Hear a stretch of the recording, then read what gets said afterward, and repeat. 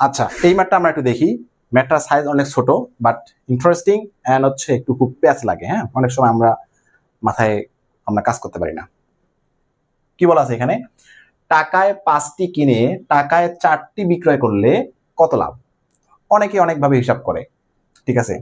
আমরা একটু সহজভাবে হিসাব করার চেষ্টা করি, দেখি। টাকায় 5টি কিনে টাকায় 4টি বিক্রি করলে, এই কথাটার অর্থ কি জানেন? এই কথাটার অর্থ হচ্ছে যে 5টির ক্রয় মূল্য, এই জিনিসটা মাথায় রাখবেন, 5টির ক্রয় মূল্য, হ্যাঁ, এই 5টির ক্রয় মূল্য হচ্ছে 4টির বিক্রয় মূল্য। 4টির বিক্রয় মূল্য, জাস্ট এই জিনিসটা মাথায় রাখবেন। মানে এই দুটো কথার অর্থ হচ্ছে একই।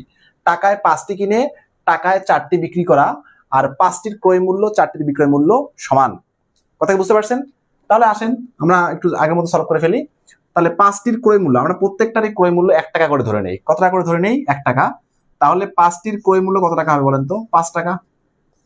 তাহলে একটার ক্রয় মূল্য 1 টাকা। তাহলে 4টার ক্রয় মূল্য কত হবে? 4টার ক্রয় মূল্য হবে 4 টাকা। ঠিক আছে? আচ্ছা, এবার আসেন, 4টার ক্রয় মূল্য 4 টাকা, বাট আপনি 4টির বিক্রয় মূল্য কত বলেন তো? এই যে 5টির ক্রয় মূল্যের সমান, তাহলে 5 টাকা।